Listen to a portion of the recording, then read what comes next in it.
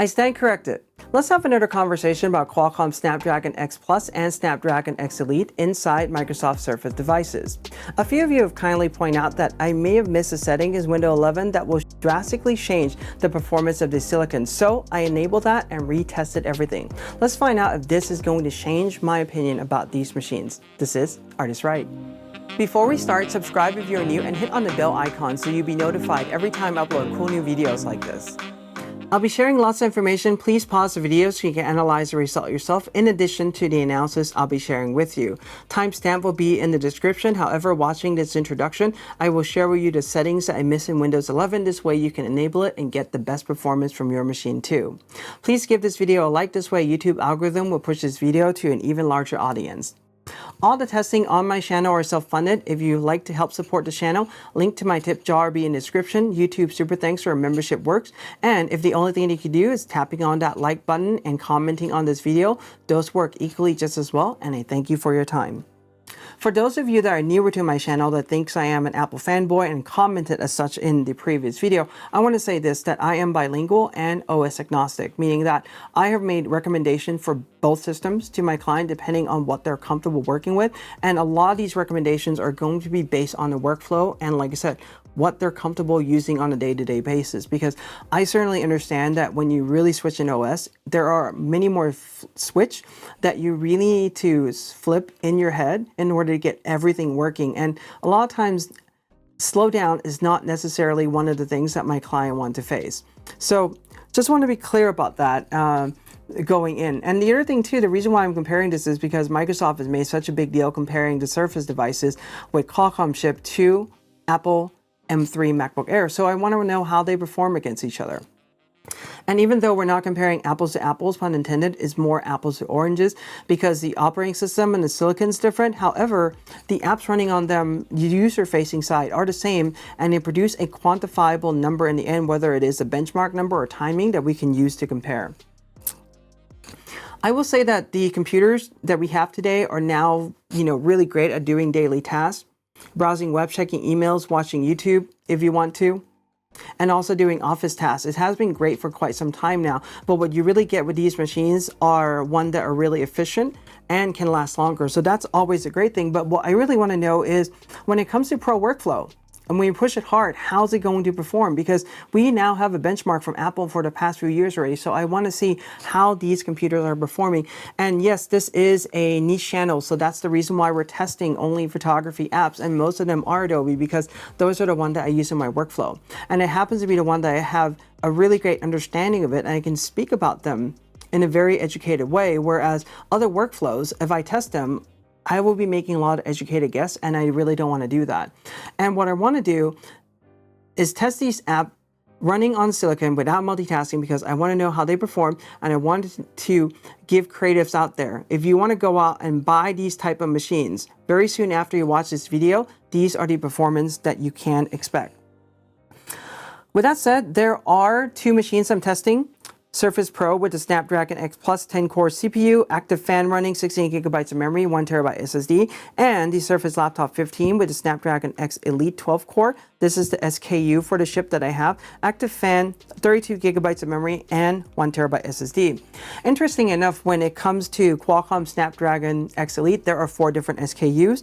So far, I have seen from different manufacturers, based on what I see, they just pick the SKU that they want to use in the machine, and they just call it the Elite. You can't really go in and choose a different frequency or anything like that. As far as Microsoft go, I don't know if they're putting a different X Elite inside their Surface Pro 15 or Surface Laptop 15, Surface Pro, Surface Laptop 13. That's something that I don't know, but one thing I can tell you right now is that the Plus, there's only really one SKU there. And one of the things that I do want to point out is that these machines from Microsoft have fans versus the one inside the MacBook Air M3 that does not have a fan. I think a more fair comparison would be to really take a look at these SoCs against a 14-inch MacBook Pro with the vanilla M3 SoC or chip on the inside. Now, if we take a look at these numbers regarding the cores, it's rather interesting because I think what Microsoft is really doing is taking the Elite and comparing this against a machine that has way less CPU cores, 12 to 8. And this machine also has 2 less cores than the Snapdragon X Plus. When it comes to the GPU, the performance, we don't have that number from the M3. Apple did not release this. I tried to do my research, but this is based on the M2 and is already higher than what the Qualcomm can do. Now, the Qualcomm chip, they did not disclose the amount of GPU in the system. And like I said, they have active fan on the system. I think what's very interesting about these is the amount of memory that they have. So Microsoft chooses to start out with 16. Now, whether they know that if they really do 8, they're going to get a lot of backlash in terms of performance because it's not quite as good, or they just really want to just start us out with 16, or this is really tied to the silicon, we'll really never know the reason behind this. But nonetheless, it starts at 16, whereas the MacBook Air and the MacBook Pro M3 starts at 8. However, those max at 24, whereas on the Plus it's at 16. However, on the Elite, you can max it out to 64, which kind of puts it teetering into the max category, but the performance doesn't really quite match up to that. So I would say like these are just so much of the in-between chip. That's why trying to compare them against each other is not necessarily a good assessment, but we're going to try our best to do that. So comparing to, like I said, the MacBook Air M3 with no fan versus, the one with the fan, it's really going to be best if they compare it to a 14-inch MacBook Pro. And I'm going to argue that these machines from Apple are not necessarily pro machines by any means at all. However, they do work for pro workflow when you throw heavy tasks at them. So I did miss something in my first test, and a lot of people have talked about this, like you didn't go in and enable a different power mode. So in Windows, you can go in and choose a different power mode. Initially, it was at recommended. So I have gone in and redo all the tests in best performance. This way we get a chance to see how the silicon can really perform when we push them hard. I will also point out one thing, that this is a setting that I have to actively go in and change, and many of you have to actively go in and change this too. Whereas the nice thing running this on an Apple Silicon is that regardless of if I'm plugged in or on battery, the performance is exactly the same. So that's one thing that I do appreciate about that platform compared to this. And I'm also going to argue that many of you guys probably did not know about that thing. I mean, don't get me wrong, there are many of you guys that are really astute that will know this, but there are many others that will not be aware of that setting or forgot about those settings like I have in this video. So these machines are plugged in when I was running these tests, and I already talk about Windows 11 versus Mac OS setup, the fact that you have to sign in and it downloads all the updates, really annoying, but we're going to skip that. So the claim right now is 23% faster than MacBook Air M3 in peak multi-thread, and what you also get is a 58% faster in sustain. We're going to see if this is going to be true this time around, and it's also 86% faster than previous Surface laptop. I don't have that to test, but one thing that they say is that it can really run 3 4K monitor support, whereas on the MacBook Air M3 it can only support 2. One thing I will tell you right now, I got a chance to test this already. And even just without plugging any extra displays, when we're really hitting the GPU hard, when I'm trying to move the window around, the interface really stuttered and have a hard time keeping up. This is on the Surface Laptop 15.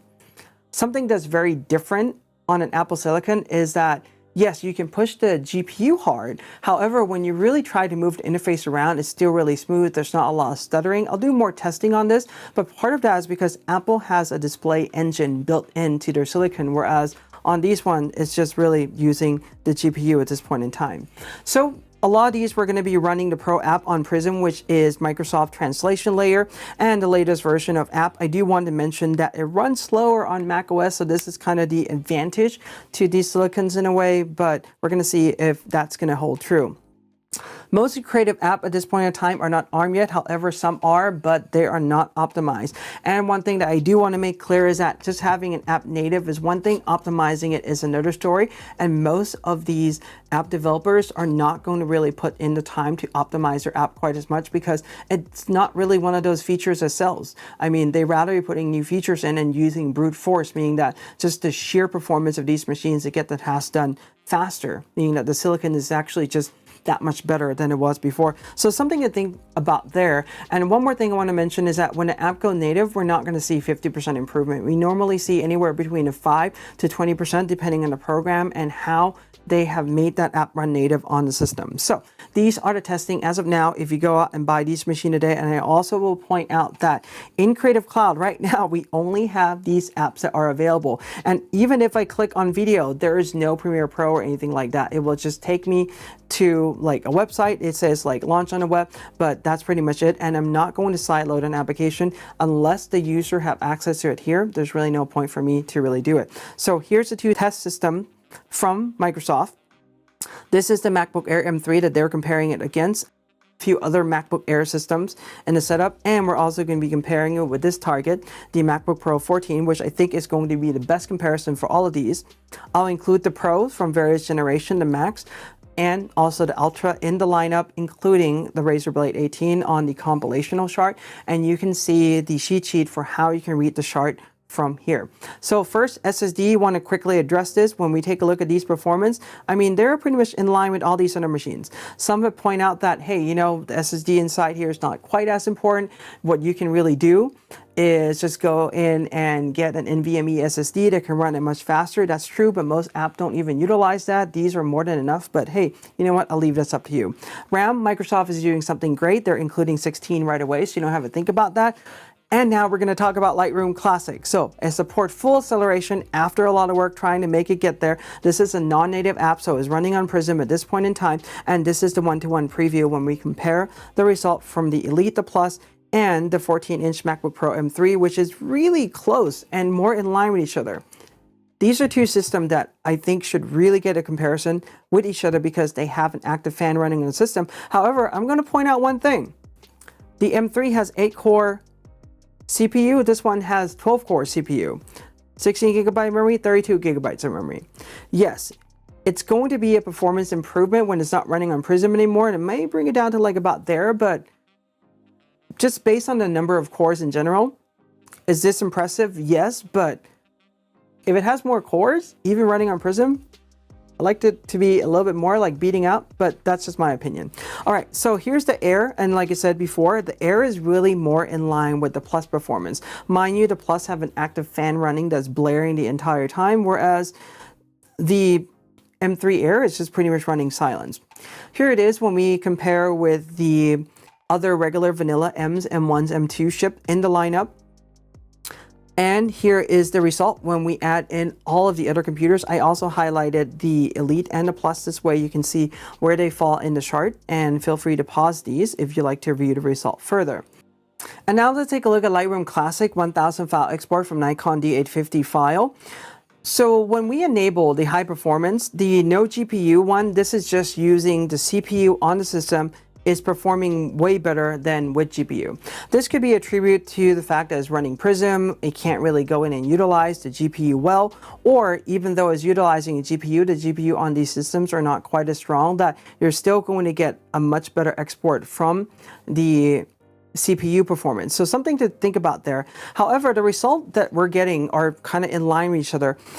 What I did find very interesting in the previous test under the recommended setting was the fact that on the Surface Pro with the Plus Silicon, running it with the GPU on reduced the export time. However, this time around, that wasn't the case anymore, and just using the CPU, that's not the graphic card, just the regular compute unit, is actually faster than with the graphic card running at the very same time. So this is the result with the no GPU, and the numbers I'm going to use for both of these Elite and Plus are going to be the numbers without the GPU this time around when we compare the export results. So what are those numbers? Well, when we take a look at CPU and GPU in combination at this point in time, the 14-inch MacBook Pro M3 is clearly beating this out because it's utilizing those system resources really well. And this one, yeah, we did enable GPU, but it wasn't doing that much better. In fact, it was worse. That's why we included the no GPU result, but that is a quite sizable difference in terms of time.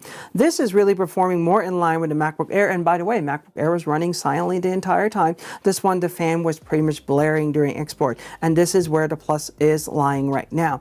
So once this go native, do I think the performance is going to improve? Yes, but I don't know how much we're going to be really seeing that. It probably will be maybe a 5 to 15% at the very most. Here it is when we add the other regular vanilla M runs and the Razors in the lineup. You can pause this to see the result. And here's the result when we add in all the other machines, highlighting the Elite and the Plus Silicon in the chart. All right. Let's take a look at Lightroom Classic HDR Merge. This is taking 9 Nikon D810 file, 36 megapixel, and really merging into HDR. This is a CPU-based task, and the timing for this is really not good at all. Now, I'm going to say that this is inconclusive at this moment in time because it's running on Prism, and when you're running through the translation layer, some weird things are happening, but this is the result that we're getting, whereas all the other machines are really performing fairly well. So what about a panorama merge? Taking 14 Nikon D810, 36 megapixel, combine them to create a 314 megapixel file. With this, the performance of the Elite is actually pretty good. It's teetering on the M3 MacBook Pro. This is the one with the active fan running on the inside. Now, I will also point out though that this has more CPU core, so it's supposed to be faster, and it also has more memory. But yes, it is running on the Prism right now, and the fact that it's really teetering on that is really good. And yes, this is really clearly just beating out the MacBook Air M3, which I mentioned in the M3 test that there's just some weird result with that machine. It shouldn't take longer, for example, than an M2, for instance, or like an M1 to really run, but that is the case, and this is the plus. So yeah, in this round, like yes, the Elite is doing pretty good. And this is starting to give us an idea already that if you're going out to get these computers and you're looking at the Qualcomm chip, just really go in and spend the extra money and get the Elite because the performance so far is that much better. Granted, the plus is in the Surface Pro, so thermal is going to be different, but I mean, at this point, just seeing the numbers, I would just say get the Elite. All right, Lightroom Classic AI noise reduction. This is just one image, and what this task is supposed to do is run on the NPU, the neural processing engine. However, GPU is being used for all these tests because on these Qualcomm right now, they're still running on GPU, and on all these other machines, these are the previous test results before Lightroom Classic took these and run it on the NPU because there was a bug in it. So these are all a GPU-based task at this point in time, and it's really not doing that good when you really have to utilize the GPU on the silicon, and that gives you an idea. Here's another chart comparing with all the other machines in the lineup, and I am going to say that when it comes to Lightroom Classic AI noise reduction for 10 images, it's just inconclusive because I am not going to sit there and wait an hour for the computers just to process these. Until it runs native, we're not going to address that. All right, Lightroom 7.4.1, this is running native already on the system, meaning that it's using an ARM processes with limited GPU acceleration. So what I want to do is give us a comparison between native Lightroom and Lightroom Classic non-native. So Classic is at the bottom of the chart, and we do see that when it's now running on native, the time has really reduced. And most of the time, Lightroom is using a better exporting algorithm than Lightroom Classic and is generally outpacing Lightroom Classic. So these may be about the timing, the best that we can really expect out of these machines. But let's see how this is doing when we combine CPU, GPU, and RAM all together on these export against other machines. So the Elite running on native right now doesn't even come anywhere near the 14-inch M3 MacBook Pro at this point in time. It takes almost double the amount of time to finish the task. Yes, it is native right now, but that's what we're looking at when we have a task that takes all of these things in combination. And mind you, it has more memory, more CPU cores compared to these, but nonetheless, it takes almost double. And the Air, all the while running all silence, is pretty much beating out these machines. Something very interesting to think about. And the other thing too is I also run the other tasks, HDR Merge, AI noise reduction, and Panorama Merge in Lightroom CC as well. The results show timing very similar right now to what I was getting in Lightroom Classic. So we're going to table that test for this moment in time because it's just inconclusive. It's fairly early. So here's Lightroom CC Export. This is where the Elite and the Plus lies in the chart. You can pause this and analyze these yourself. And now we're going to take a look at Capture One. This is also non-native, and Capture One is definitely not the program that I would compare it against anything. It's just to show you for those photographers that are using Capture One, this is how it's going to perform because the code base, I don't think it's necessarily the most modern one or the most optimized one for that matter. But if we take a look at the timing right now, it's pretty much behind an active cooling M3 and passive cooling M3 by almost double. Almost. So those are just something to think about. And when I enable high performance on these machines, they run just fine when it comes to the import and rendering these previews, as you can see in these charts right now. And here's the result for the Snapdragon there, landing at the end in Capture One. We want to see though how it's going to perform when these come native, and we're going to talk about that a little bit later on too. But when it comes to export, I have to use the old result because now that I enable high performance on these machines, Capture One relaunch is trying to do the hardware acceleration setup and detection, but it's really not seeing the GPUs anymore. So I can't really go and utilize that. So I'm using the old result, but the old result was also kind of wonky because the Plus model was performing much better than the Elite. Interestingly enough, they pretty much have the exact same spec when it comes to the GPU performance. So I guess we can probably expect this number. As of now, I'm going to say the shorter one stands, and the Elite's supposed to be the same, but it's not. It could be the bug in the OS. It could be something that's really going on or something in Prism that's causing that not to reflect correctly, but this is the result so far. So it does not currently run when I have it set to high performance, and I've done numerous things to machine already restart and try to like set that up again. It just didn't work. So here's the result as it stands, and yeah, it's really performing quite well and better than a lot of the more expensive Macs, but nonetheless, Capture One Export is not really anything to go by because it doesn't really scale based on the amount of GPU you have in the system really well. If you're just really using Capture One, as I said in previous Mac videos, pick the one that has kind of like the optimal amount of GPU, and most of the time those are going to be the base Max SoC from Apple. All right. Now let's take a look at Photoshop. This is also running native ARM, and I am using Puget Bench Photoshop 1.0.0, and this is a result from the previous test running with recommended setting. This is the one, these two right here. This is running on high power or high performance one, and we can see that the performance has improved, but it's not really like the leap and bound jump we were expecting. It's more kind of in lockstep of like, yes, it is improving, but this is what we're getting, and the MacBook Air M3 is still pulling up ahead at this point in time. So just something to think about there, but this is pretty much testing all the different elements inside Photoshop that utilizes CPU, GPU, RAM, all those things. So it's a combination of different things working together. Premiere can't run on these just yet. I was able to get Resolve on ARM to run with the version 19 beta. However, I'm not able to test this yet. I'm not able to test the 4K rendering or GPU export because I do not have the studio license to that. So we're going to hold off on that for now. And also AfterEffects, I can't run that yet because it's not available in the App Store. So let's go back to our question again. What does this all mean regarding these two silicons inside these new Windows on ARMs, or newer anyway? They have done this before. So let's first start by saying that they are not Pro machines by any means. Very similar to the Air, very similar to the 14-inch MacBook Pro. And the MacBook Pro can kind of like teeter on Pro workflow a bit more, but let's put it this way. Creative have buy MacBook Air and the 14-inch MacBook Pro with just the regular vanilla M3 and use it in their workflow, and they can do that. Can you do it with these machines to a certain extent?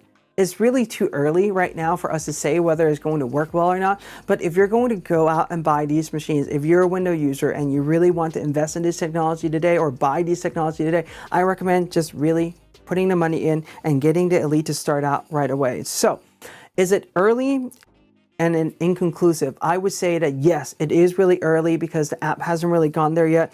But there's a but to this. The but is, this is not the first iteration of Windows on ARM.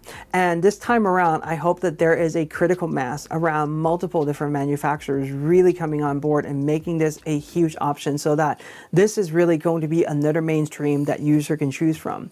One thing that's very different between Apple Silicon transition and Windows making this kind of move is that Windows will continue to support the x86, the Intel and the AMD, which Codebase already optimized. But now developers have to concurrently develop for both x86 and ARM going forward because it seems like Windows is going to support for both. Whereas on Apple, in 2020, they're like, we're making the transition to Apple Silicon, and that's the only thing going forward. So you can continue to support the Intel chip for the time being, but at some point, we're going to cut that off altogether, and all the newer OS won't necessarily run on Intels anymore. And this is also signaling to the developers that, hey, by the way, you can really just develop for one type of chip, one type of code base, whereas on Windows, the developers have to do it for two, have to optimize for two, and forget optimization. If we can get something native, I mean, that's going to be great, but I don't think we're going to get optimization anytime soon. So should you get these?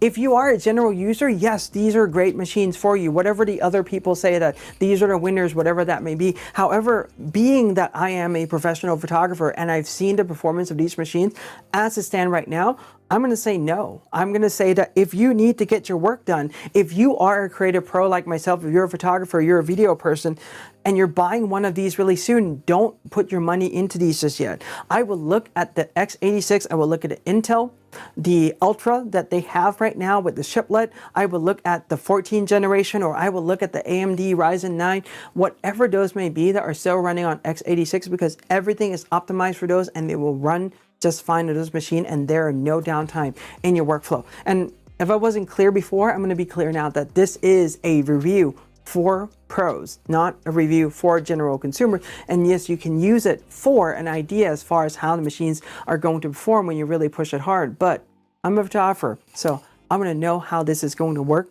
for my fellow creatives. So anyway, has this improved? Yes. Is it good? Yes. In many senses, it's really teetering on where the M3 is going to perform, especially when we compare it to a equivalent machine, the 14-inch MacBook Air M3. But I still think that it needs a longer time to go, because Microsoft needs to really support and really remain committed to this. And we need to see almost a constant cycle of upgrade. Not that these are experimental machines, for example, like their SQ1 chip, and we never seen really the follow-up to that. We need to have a follow-up to these. This needs to be a platform in order for it to really go forward, and it is one where people are going to develop, because I don't want any creative to go buy these or the next generation and it be only like a 2-generation thing. I don't think that's going to be the case, but we never know. But that's just my caution out there right now. So anyway, I hope that you find this information helpful. If you have any questions or comments, please leave them. Give this a like, subscribe, and hit the bell if you're new. I'm Art, and I thank you for your time.